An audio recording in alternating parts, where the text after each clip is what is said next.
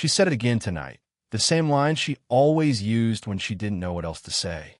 "You always make me laugh," she smiled, brushing a strand of hair behind her ear. But her eyes looked tired. Not the kind of tired sleep fixes, the kind that lingers after years of pretending everything's fine. The clock behind her ticked too loudly. The lamp between us cast a soft yellow pool across the couch, the kind of light that makes everything feel slower, heavier. She sat with one leg tucked under the other, a glass of wine she hadn't touched resting against her knee. I was sitting opposite her, trying not to stare too long, pretending I didn't notice the faint streak of gray near her temple or the way she laughed like she was afraid it might echo too far. She was my aunt, not by blood, but by the messy weave of family and marriages and years that make people related by habit instead of law. She'd been in my life since I was a teenager. I used to think of her as this impossibly put-together woman. Perfect posture, soft voice, the kind of perfume that lingered when she left the room. Now, she just seemed lonely. "You should visit more often," she said, smiling again. "You disappear for months and then show up when I've forgotten how to make coffee properly." I grinned. "You never forget. You just pretend, so I'll do it for you." She laughed, short, unsteady. Then silence.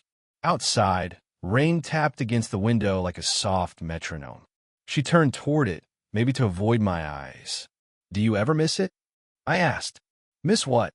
"The noise. People. Someone to talk to." Her fingers traced the rim of her glass. "Noise isn't the same as company," she said quietly. Something in her voice made my chest tighten. I didn't know what to say, so I leaned back, pretending to check my phone. I didn't want her to see the heat in my face or the way my pulse jumped when her leg brushed mine as she stood to refill her drink.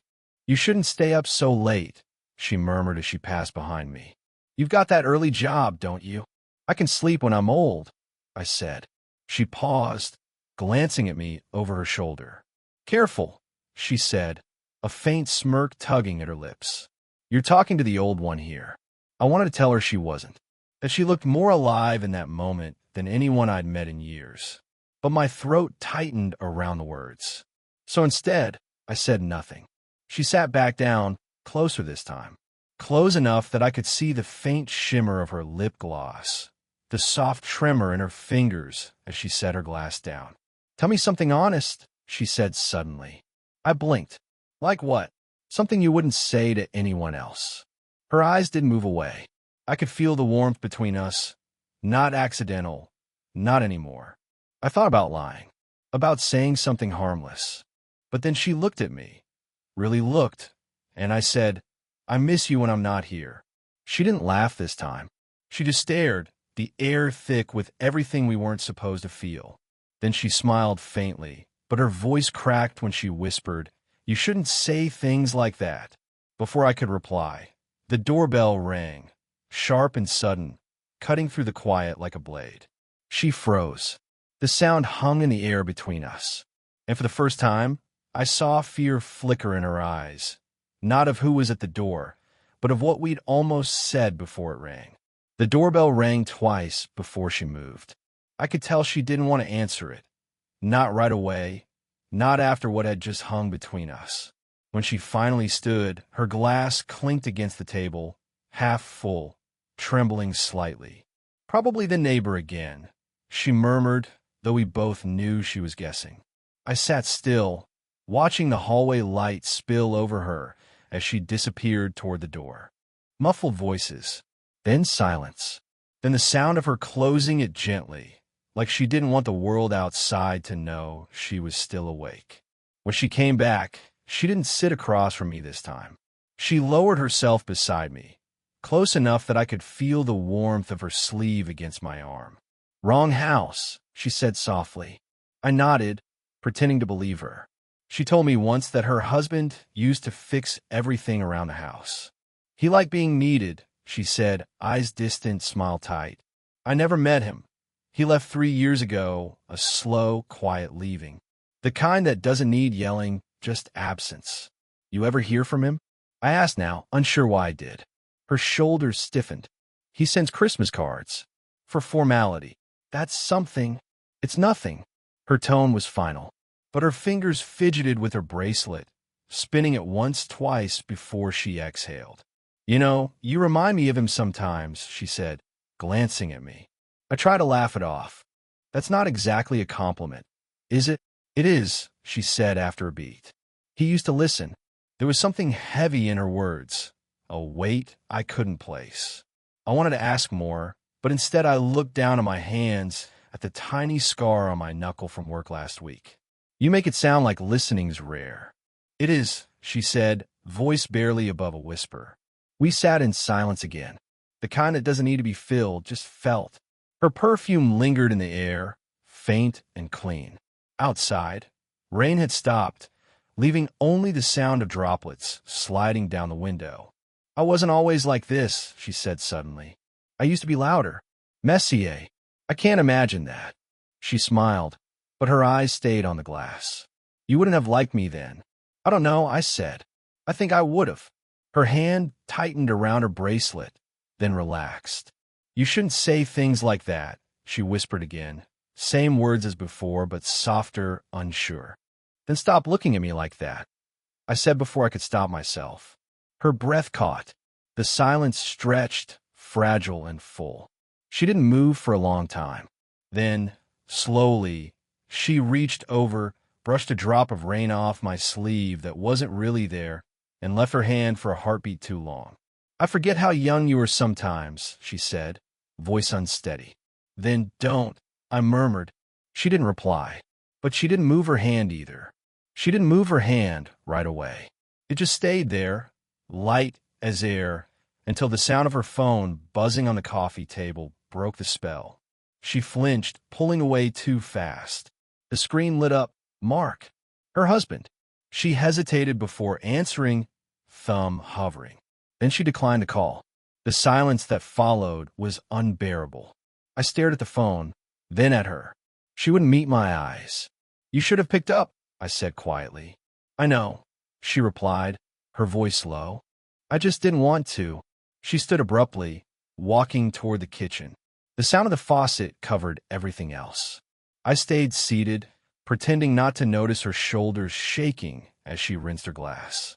When she came back, her smile was forced, that same practice kind she used at family dinners, when she didn't want anyone to guess she was breaking. You're staring, she said. I'm not, I lied. Yes, you are. She sat down again, but farther this time. The space between us was deliberate.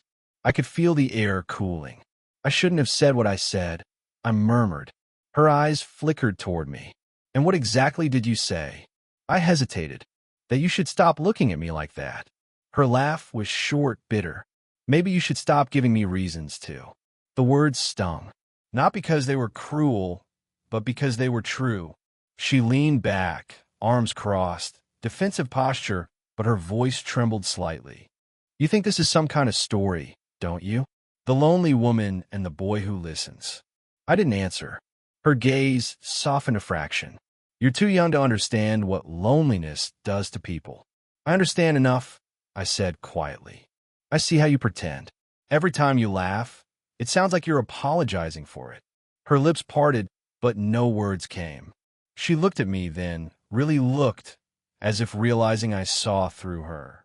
That was the moment, the one where everything could have stopped or gone too far. She leaned forward. I didn't move. The distance between us disappeared until I could feel the warmth of her breath. My heart pounded so loud it drowned out the rain starting again outside. But before anything could happen, the front door clicked open. We froze. A man's voice called from the hallway. Casual, tired. Anna, you home? Her face drained of color. It's just my brother, she whispered sharply. Don't say anything.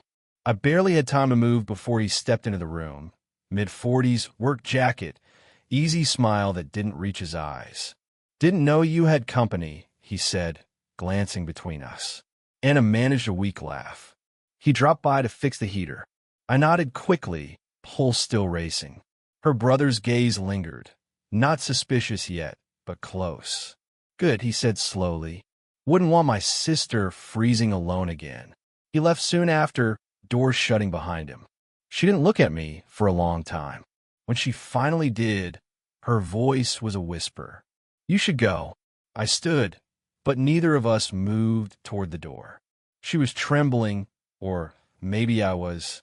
The space between us felt like it could burn. I'll go, I said, but I didn't.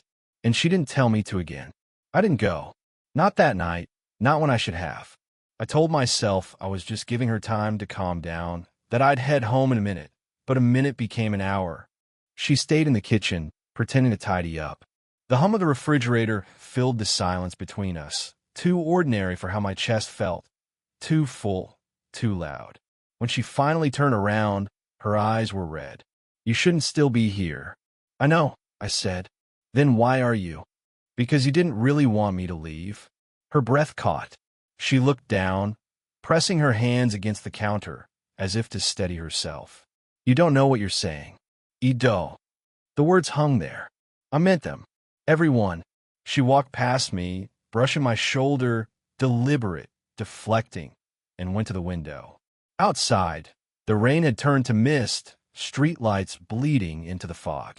Her reflection looked softer there, almost like she was someone else entirely. You think this means something, she said quietly.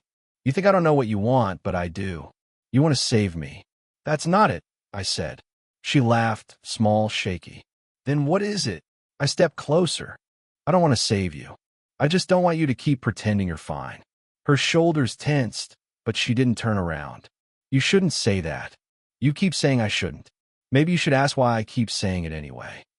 Her silence answered for her. I reached out before I could think better of it, fingertips grazing the back of her hand. She flinched, but didn't pull away. You're shaking, I whispered. So are you, she said, voice trembling. We stood like that for a heartbeat, too close, too aware. The kind of closeness that feels like a secret and a sin at the same time. Then she turned, sudden sharp.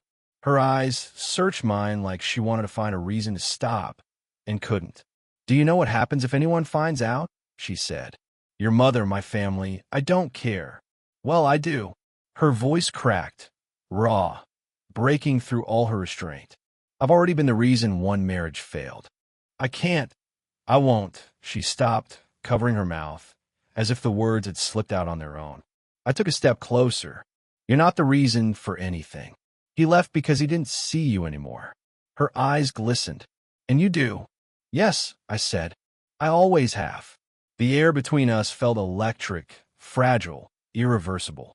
She stared at me for a long time, every emotion flickering across her face. Fear, guilt, something deeper she wouldn't name.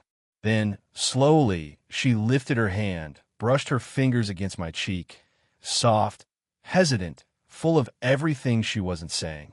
Don't make me choose, she whispered. And before I could answer, before either of us moved again, there was a sudden knock on the door. Hard. Urgent. She froze, hand still against my skin. And just like the knock didn't stop, 3 more, each one louder. Anna's hand fell away from my face.